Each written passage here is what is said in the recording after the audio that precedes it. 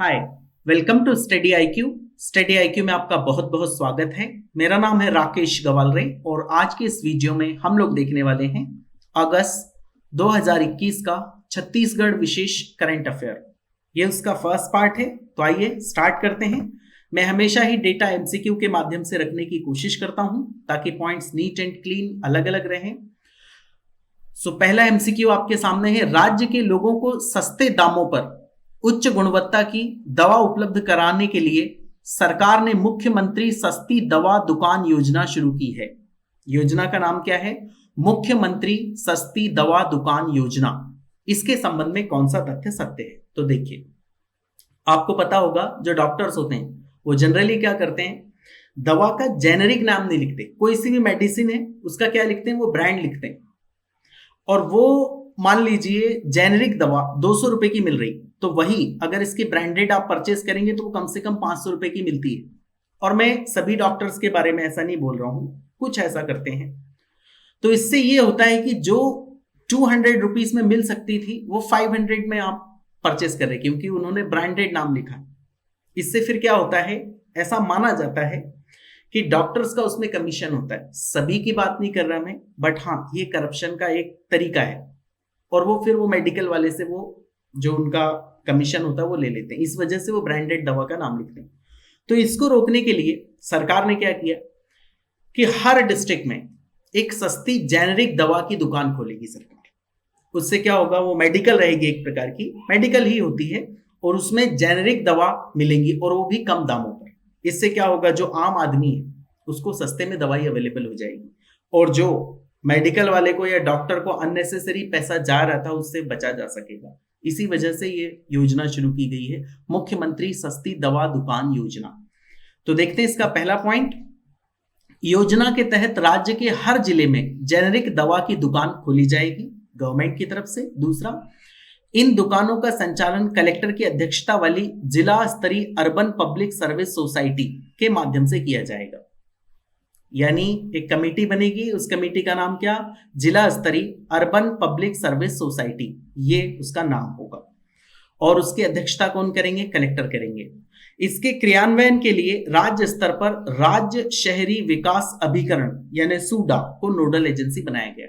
यानी सूडा ही इसकी देखरेख करने का काम करेगी, कहां पे कितनी मेडिसिन पहुंचाना है। तो ये काफी अच्छी योजना मुझे लगती है। अगर सक्सेसफुल हो तो मैं फिर से बोलूंगा, कोई भी सरकार खराब योजना नहीं बनाती, सभी अच्छा सोच के बनाती है, बस उसका इंप्लीमेंट कैसे होता है वो इंपॉर्टेंट होता है। तो जब आप ऑफिसर बन जाएंगे तो आई होप आप अच्छी तरह से इंप्लीमेंट करेंगे, लोगों का ध्यान रखेंगे। तो इसका आंसर होगा क्या? उपरोक्त सभी सत्य है। मैं फिर से बता दूं, एग्जाम में इतने इजी ऑप्शंस आपको नहीं मिलेंगे, बट अगेन सिंस मैं आपकी एग्जाम नहीं ले रहा हूं, सिर्फ करंट अफेयर बता रहा हूं, इस वजह से इजी रखा है। तो इसका आंसर होगा उपरोक्त सभी सत्य है। अब इसमें याद करने जैसा क्या, इसका नाम मुख्यमंत्री सस्ती दवा दुकान योजना, और इसमें क्या, जेनेरिक दवा की दुकान हर डिस्ट्रिक्ट में खोलेगी सरकार। आगे बढ़ते हैं। प्रदेश में इस जुलाई 2432 करोड़ रुपए का जीएसटी संग्रहण हुआ है, जो वर्ष 2020 की इसी अवधि से 33% अधिक है। इसके संबंध में कौन सा तथ्य सत्य है? तो देखिए, जीएसटी आप जानते होंगे, गुड्स एंड सर्विस टैक्स। तो इसमें सरकार क्या करती है? जीएसटी कलेक्ट करती है। तो लास्ट ईयर कितना कलेक्ट हुआ था? 2432, ये तो इस साल हुआ है। और पिछले साल के कंपेयर में ये कितना ज्यादा है? 33% ज्यादा है। ऑब्वियसली पिछले साल लॉकडाउन या तरह तरह की ये जो कंडीशंस थी उस वजह से ये जो इकोनॉमिक एक्टिविटीज थी वो बंद पड़ी हुई थी। बट इस साल कितना? 33% उसमें इंक्रीमेंट हुआ है जुलाई के मंथ में। हालांकि ये डेटा चेंज होता है, जैसे ही पूरा ईयर का डेटा अगर आप याद करना चाहें तो करना चाहिए आपको। मंथली डेटा की मुझे नहीं लगता इतनी रिक्वायरमेंट है, फिर भी इंपॉर्टेंट है ये, आपको ध्यान होना चाहिए कि इतना इंक्रीमेंट हुआ। तो शायद साल का कभी परीक्षा में आ जाए तो आप इससे फिर थोड़ा सा प्रिडिक्ट कर पाए। पिछले साल जुलाई में 1832 करोड़ रुपए का जीएसटी संग्रहण राज्य में हुआ था। जीएसटी संग्रहण में हुई यह वृद्धि राष्ट्रीय स्तर पर कुल जीएसटी संग्रहण में हुई 32% वृद्धि से अधिक है। यानी अगर नेशनल लेवल पर देखें तो नेशनल लेवल पर कितनी? 32% इतनी वृद्धि हुई है जीएसटी कलेक्शन में, और हमारे स्टेट में कितनी हुई है? 33%। यानी हमारा राज्य क्या केंद्र सरकार से के जीएसटी से एसजीएसटी से भी बढ़ गया। एक होता है एसजीएसटी यानी central state goods and service tax, और एक होता है CGST central goods and service tax, जानते होंगे आप। सीजीएसटी यानी सेंट्रल गवर्नमेंट लगाती है, एसजीएसटी मींस स्टेट गवर्नमेंट लगाती है, state goods and service tax. न्याय योजना और वनोपज खरीदी से किसानों के खाते में आई राशि से यह उपलब्धि हासिल हुई। डेफिनेटली किसानों को फायदा मिलेगा तो उससे बाकी लोगों को भी वो पैसा उन लोगों तक जाता है। राज्य में जीएसटी संग्रहण दूसरे कई राज्यों के मुकाबले अधिक है, जो कि बहुत अच्छी बात है। इसका भी आंसर होगा क्या, उपरोक्त सभी सत्य है। पॉइंट इसमें याद करने जैसा क्या है, हमारा जो जुलाई मंथ का जीएसटी संग्रहण हुआ है वो पिछले ईयर के जुलाई के अगर कंपेयर करें तो उससे 33% ज्यादा है, और वो केंद्र सरकार के जीएसटी कलेक्शन से भी ज्यादा है। केंद्र सरकार का था 32%, हमारा हुआ 33%। तो ये भी परीक्षा में आ सकता है क्योंकि आप सेंट्रल गवर्नमेंट से आगे निकल चुके हैं जीएसटी कलेक्शन में, जो कि एक अच्छी बात है। आगे बढ़ते हैं। जुलाई 2021 तक वनोपज संग्रहण के मामले में छत्तीसगढ़ पूरे देश में अव्वल रहा है। इसके संबंध में कौन सा तथ्य सत्य है? अब ये वनोपज संग्रहण क्या, वनोपज जैसे तेंदुपत्ता होता है या फिर गोंद होता है या फिर महुआ होता है, ये वनोपज होती है, या और भी बहुत सारी चीजें होती हैं जिसको हमारी सरकार क्या करती है, परचेस करती है। कई सारे तो एमएसपी पे परचेस करती है, मिनिमम सपोर्ट प्राइस पे। तो इससे जब हमने इतने सारे एमएसपी पे परचेस करना शुरू कर दिए तो उनका फिर सही उपयोग होने लगा, और इससे फिर हम पूरे देश में क्या अव्वल रहे वनोपज संग्रहण के मामले में। क्योंकि जब कस्टमर मिल जाता है तो कोई भी व्यक्ति अच्छे से काम करेगा। अगर तेंदुपत्ता आप कलेक्ट कर रहे हैं और तेंदुपत्ता को सरकार परचेस कर रही है, अच्छे दामों में बिक रहा है, तो फिर लोग एनकरेज होंगे उसके लिए। वनोपज के वैल्यू एडिशन और गोठानों में चलने वाली आजीविका गतिविधियों से प्रदेश में बड़े पैमाने पर रोजगार के अवसर निर्मित हुए। डेफिनेटली वैल्यू एडिशन में आपको पहले भी कई बार बता चुका हूं, और गोठान के बारे में भी मैं बता चुका हूं। तो इनमें से सरकार क्या करती है, एक ये भी मैंने आपको कई बार पहले करंट अफेयर में भी बताया, इसको मैं रिपीट नहीं करूंगा। गोधन न्याय योजना के माध्यम से 2 रुपए किलो के हिसाब से गोबर खरीदी, जैविक खाद के निर्माण और बिक्री से भी किसान, पशुपालक और स्वयं सहायता समूह के सदस्य लाभान्वित हुए। ये मैं बता चुका हूं गोधन न्याय योजना कि इसमें सरकार गोबर परचेज कर लेती है, फिर उसके जैविक खाद बनाती है और वो जैविक खाद फिर सेल कर देती है। तो उससे जिनसे गोबर परचेज किया उन्हें भी फायदा हुआ। इसमें जो पशुपालक था, किसान था, फायदा हुआ। स्वयं सहायता समूह कैसे फायदेमंद हुए, वो कलेक्ट करते हैं, कलेक्ट करके उसको कन्वर्ट करते हैं जैविक खाद में, बहुत सारी चीजें। फिर ऑब्वियसली इकोनॉमिक एक्टिविटी उससे बढ़ती है, लोगों का जीवन स्तर सुधरता है। तो इसका भी आंसर होगा उपरोक्त दोनों ही सत्य हैं। तो एक आपको ये डेटा याद होना चाहिए कि वनोपज संग्रहण के मामले में छत्तीसगढ़ पूरे देश में अव्वल रहा है जुलाई 2021 तक की अगर बात करें तो। उसके बाद में गोधन न्याय योजना, ये मैं आपको कई बार बता चुका हूं, इसमें सिर्फ इतना ही आपको ध्यान रखना है। आगे बढ़ते हैं। छत्तीसगढ़ में औषधि पौधों के संरक्षण, संवर्धन और विकास की दिशा में हो रहे कार्यों की सराहना अंतरराष्ट्रीय संस्था united nation convention to combat desertification UNCCD means United Nations, UN means United Nations Convention to Combat Desertification, ये एक संस्था है। ये क्या करती है, जो भी पौधों के संरक्षण के लिए अच्छा काम करता है, पेड़ पौधों के संरक्षण, संवर्धन, डेवलपमेंट, इनके लिए, तो उनको ये क्या करती, सम्मानित करती। अब इसमें यही है, इसमें किन्हें सम्मानित किया गया है इनके बारे में हम बात कर लेते हैं। हमारे वन मंत्री हैं, उनका नाम है क्या, अकबर। उन्हें इसके लिए सम्मानित किया गया है क्योंकि उन्होंने इसमें काफी योगदान दिया। देखिए बात करते हैं। संस्था ने राज्य के वन एवं जलवायु परिवर्तन मंत्री मोहम्मद अकबर और छत्तीसगढ़ राज्य के पारंपरिक वैद्य संघ के प्रांतीय सचिव निर्मल अवस्थी को सम्मानित किया है। अब ये निर्मल अवस्थी जी तो इतने इंपॉर्टेंट नहीं है, बट मोहम्मद अकबर इंपॉर्टेंट है। ये वनों के लिए काफी अच्छा काम कर रहे हैं, ये हम कह सकते हैं इसके रिजल्ट से। UNCCD की टीम ने मंत्री अकबर के मार्गदर्शन में राज्य में औषधि पौधों के विषय में लगातार चलाए जा रहे जागरूकता अभियान और राज्य के पारंपरिक वैद्य संघ के प्रांतीय सचिव अवस्थी को होम हर्बल गार्डन योजना के तहत, ये भी एक योजना है, होम हर्बल गार्डन, यानी लोग क्या करें, अपने घर में ही छोटे छोटे से हर्बल के यानी पेड़ पौधे लगाएं, उससे उन्हें औषधि मिल सकती है, उसको वो सेल भी कर सकते हैं, के तहत औषधि पौधों का ज्ञान एवं पारंपरिक ज्ञान आधारित चिकित्सा पद्धति के पुनरुत्थान के लिए किए जा रहे कार्यों की प्रयासों की सराहना की। अब ये काफी लंबा है, मैं आपको शॉर्ट में बताता हूँ। अकबर ने क्या किया, जो हमारे मंत्री हैं वन मंत्री, उन्होंने ये जो अच्छे काम किए जा रहे हैं जैसे होम हर्बल गार्डन योजना, इसको उन्होंने लीड किया। इनके लिए पेड़ पौधों के लिए औषधियों के लिए जागरूकता अभियान चलाया कि आप घर में भी पेड़ पौधे इस तरह की औषधि पौधे लगाएंगे तो आपकी इनकम बढ़ेगी, और पेड़ पौधे बढ़ेंगे तो ऑब्वियसली एनवायरमेंट में ऑक्सीजन अच्छे से बढ़ेगी, एनवायरमेंट हमारा क्लीन होगा, बहुत सारी चीजें। तो इस वजह से इन्हें सम्मानित किया गया। तो 2 व्यक्तियों को सम्मानित किया है, मोहम्मद अकबर को, और दूसरे हमारे जो प्रांतीय सचिव हैं निर्मल अवस्थी, उन्हें सम्मानित किया गया। किसने सम्मानित किया है, तो ये सम्मानित किया है UNCCT यानी united nations convention to combat desertification नामक संस्था ने इन्हें सम्मानित किया, क्योंकि इन्होंने औषधि पौधों के संवर्धन के लिए अच्छा काम किया। तो इसका आंसर होगा क्या, उपरोक्त दोनों ही सकते हैं। आगे बढ़ते, जीरा फूल धान की किस्म के बाद नगरी दुबराज धान की किस्म को छत्तीसगढ़ की पहचान मिल जाएगी। अभी इसको जीआई टैग मिला हुआ है, आप जानते होंगे जीरा फूल धान को। इसमें क्या होता है, GI tag means geographical indicator. जैसे किसी स्पेसिफिक जगह पर मान लीजिए कोई फसल या कोई चीज वहां की बहुत फेमस है, तो उसको उसका जीआई टैग दे दिया जाता है, उससे उसकी और पहचान मिल जाती है, वो और फेमस हो जाता है, उसकी बिक्री बढ़ जाती है उस जगह की। जैसे कि आपने देखा होगा कड़कनाथ का मुर्गा, उसको लेके छत्तीसगढ़ और मध्य प्रदेश में विवाद था, आखिरकार वो मध्य प्रदेश को मिल गया। कड़कनाथ का मुर्गा जो धार डिस्ट्रिक्ट में होता है मध्य प्रदेश के, हमारे छत्तीसगढ़ में भी होता है, बट किसे मिल गया है वो, मध्य प्रदेश को, उसका जीआई टैग मिल गया धार डिस्ट्रिक्ट। ऐसे ही ये जीरा धान फूल होता है कई जगह। तो मान लीजिए आपने देखा होगा कई जगह के लड्डू प्रसिद्ध हैं, और बनाना, केरल का एक विशेष प्रकार का बनाना, उसको जीआई टैग मिला हुआ है। तो जो उस जगह का स्पेसिफिकेशन होता है उसे जीआई टैग दे दिया जाता है।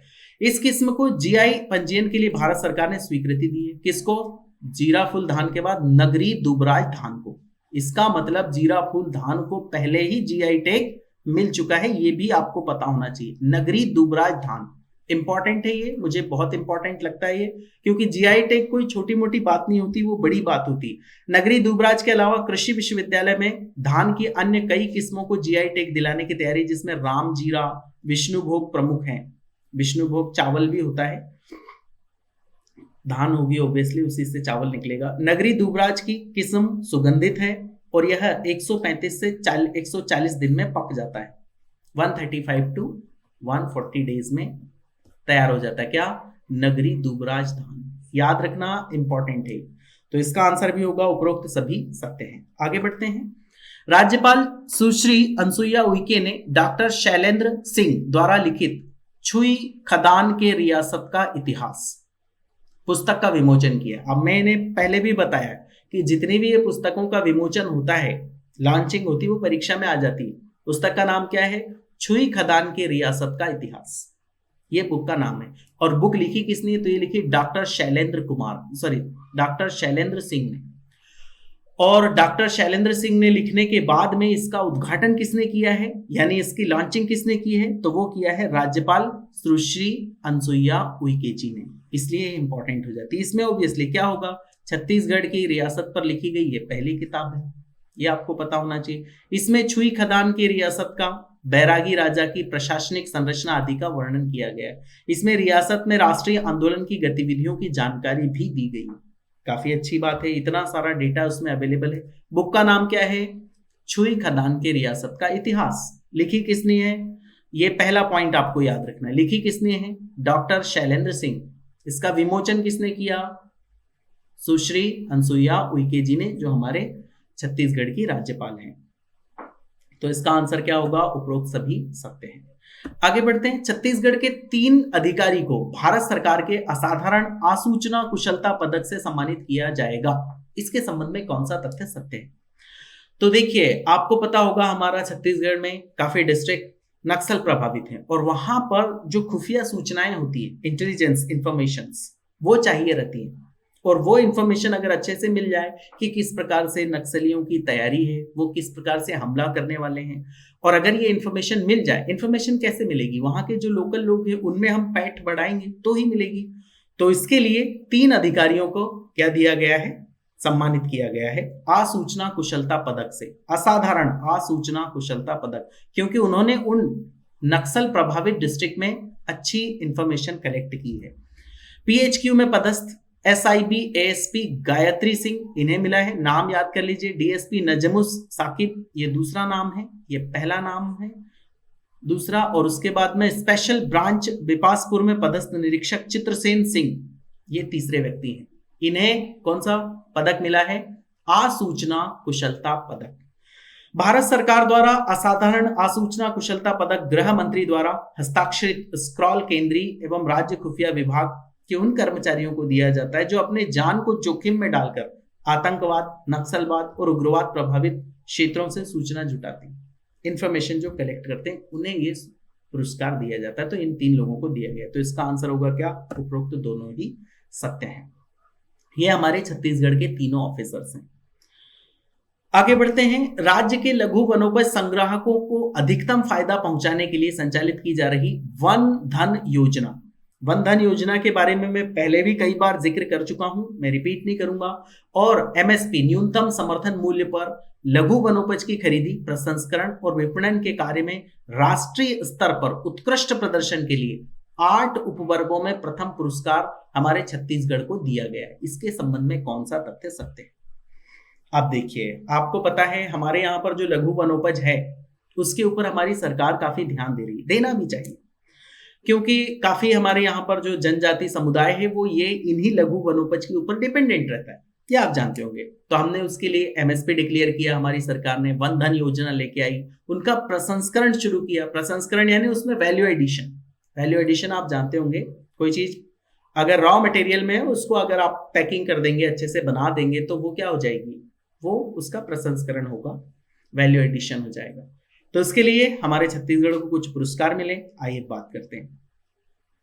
भारतीय जनजाति सहकारी विपणन संघ मर्यादित, भारत सरकार, नई दिल्ली, इसे ट्राइफेड भी कहा जाता है, ध्यान रखना क्या कहा जाता है इसे, ट्राइफेड, यहां पर मैंने लिखा है, की ओर से विभिन्न राज्यों के प्रदर्शन के आधार पर इन पुरस्कारों की घोषणा की गई थी। अब देखिए, लघु वनोपज हेतु न्यूनतम समर्थन मूल्य योजना के अंतर्गत वर्ष 2020-21 में अधिकतम नई वनोपजों को योजना में शामिल करने के लिए छत्तीसगढ़ को प्रथम पुरस्कार देने की घोषणा की गई। यानी नई वनोपज को हमने सबसे ज्यादा शामिल किया हमारे छत्तीसगढ़ ने, इस वजह से हमें क्या मिलेगा, प्रथम पुरस्कार मिलेगा। फिर देखिए, वन धन योजना के अंतर्गत अधिकतम सर्वेक्षण पूर्ण करने के वर्ग में छत्तीसगढ़ को प्रथम पुरस्कार दिया गया। आपको पता होगा वन धन योजना के लिए सर्वेक्षण की रिक्वायरमेंट होती है, तो वो सर्वेक्षण भी हमने बहुत अच्छी तरह से किया, तो इस वजह से भी हमें ये पुरस्कार प्रदान किया गया है। उपरोक्त सभी सत्य है। अब 8 के 8 वर्ग का आपको बिल्कुल याद नहीं रखना है, आपको ये ध्यान रखना है कि किस किस के लिए ये पुरस्कार प्रदान किए गए हैं, कौन कौन से के लिए। 8 उपवर्ग के सब याद नहीं करना है, जो इंपॉर्टेंट थे वो मैंने यहाँ पर लिख दिए। एक तो ट्राइफेड ने दिया है, एक ये याद करना है आपको, और एमएसपी हमने ज्यादा से ज्यादा डिक्लेयर की, ज्यादा से ज्यादा किसके लिए, लघु वनोपज के लिए डिक्लेयर की, इस वजह से हमें ये पुरस्कार दिया गया है। और वन धन योजना के अंतर्गत अच्छा सर्वेक्षण किया, इस वजह से हमें ये पुरस्कार प्रदान किया गया।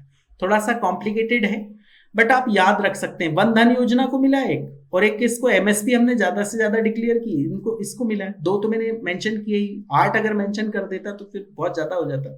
ट्राइफेड ने ये पुरस्कार दिया, दैट्स इट। आगे बढ़ते हैं। आदिम जाति अनुसंधान एवं प्रशिक्षण संस्थान द्वारा तैयार की गई जनजाति एटलस का विमोचन किया गया। इसके संबंध में कौन सा तथ्य सत्य है? अब आपने एटलस का नाम सुना होगा। एटलस में क्या रहता है, मैप रहता है। जैसे भारत का मैप बनाया, उसमें छत्तीसगढ़ कहाँ है, मध्य प्रदेश कहाँ है, महाराष्ट्र कहाँ है, ऐसे ही हर एक राज्य भी, हर एक राज्य नहीं, कुछ जो आदिवासी बहुल राज्य होते हैं जहां पर आदिवासियों की संख्या ज्यादा होती है, वो राज्य अपना अपना एटलस तैयार करते हैं कि आदिवासी वहां के जो लोग हैं, यानी जो जनजाति लोग हैं, उनका रहन सहन किस प्रकार से है, वो खाते पीते क्या हैं, उनका जो संस्कृति वो किस तरह की है, और उसमें पूरी इंफॉर्मेशन रहती है। इस वजह से इसे कहा जाता है जनजाति एटलस, जो हमारे जनजाति लोगों की संस्कृति, कला, ये सारी चीजें उसमें मेंशन की गई है, जिसका विमोचन किया। किसने किया है? आदिम जाति अनुसंधान एवं प्रशिक्षण संस्थान ने। तो आइए इसके बारे में डेटा देख लेते हैं। ओडिशा, झारखंड के बाद एटलस तैयार करने वाला छत्तीसगढ़ देश का तीसरा राज्य है। समझना, पहले दूसरा, ये दो राज्य अलग अलग है, ओडिशा और झारखंड। इसके बाद में जिसने एटलस तैयार किया वो हमारा छत्तीसगढ़ है, वो तीसरा राज्य।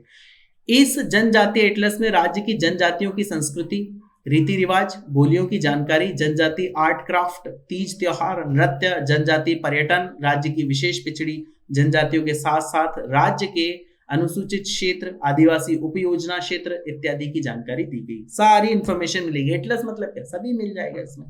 तो इसका आंसर क्या होगा? उपरोक्त दोनों ही सत्य है। याद करने जैसा क्या है? तीसरा राज्य है हमारा छत्तीसगढ़ और आदिम जाति अनुसंधान एवं प्रशिक्षण संस्थान ने ये एटलस जारी किया है।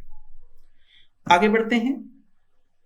राज्य सरकार ने छत्तीसगढ़ में 4 नए जिले और 18 तहसील के गठन की घोषणा की है। इसके संबंध में कौन सा तथ्य सत्य है? तो आपको पता होगा कि 15 अगस्त के दिन हमारे मुख्यमंत्री श्री भूपेश बघेल जी ने कुछ घोषणाएं की, उसमें से मैंने यहां पर कुछ डाली हैं। तो उसमें 4 नए डिस्ट्रिक्ट और 18 नई तहसील बनाने की घोषणा की गई। और मैं आपको ये सजेस्ट करूंगा कि आपको क्या करना है कि जिनसे ये डिस्ट्रिक्ट ब्रेक करके अलग बनाए गए वो सारे डिस्ट्रिक्ट के नाम भी आपको याद होना चाहिए। आप सर्च करके वो लिस्ट बना के याद कर लेना। मोहला, मानपुर, एक ये डिस्ट्रिक्ट बनाया गया, दूसरा है सक्ती, तीसरा है सारंगगढ़, बिलाईगढ़, ये 3rd डिस्ट्रिक्ट है, ये 1st है, और ये 4th वन है मनेंद्रगढ़। नाम से नए जिले बनाए जाएंगे 4। और इसके बाद में क्या? 4 नए जिलों को मिलाकर छत्तीसगढ़ में जिलों की संख्या कितनी पहुंच जाएगी? 32 हो जाएगी। अभी तक हमारे पास जिलों की संख्या कितनी थी? ऑब्वियसली इससे 4 कम यानी 28, और इसके साथ ही 18 तहसील भी बनाई गई। इस प्रकार से जो न्यूमेरिकल डेटा होता है वो जनरली एग्जाम में आता नहीं, बट जो स्टेट पीसीएस होते हैं वो पूछ भी लेते हैं कि कितने नए जिले बने। तो आपको पता होना चाहिए 4। कितनी नई तहसील बनी? 18। टोटल डिस्ट्रिक्ट कितने हो गए? खैर ये तो आपको पता होना ही चाहिए, 32। तो इसका आंसर होगा उपरोक्त दोनों ही सत्य है। So this is the end of the video. बहुत बहुत धन्यवाद। जय हिंद।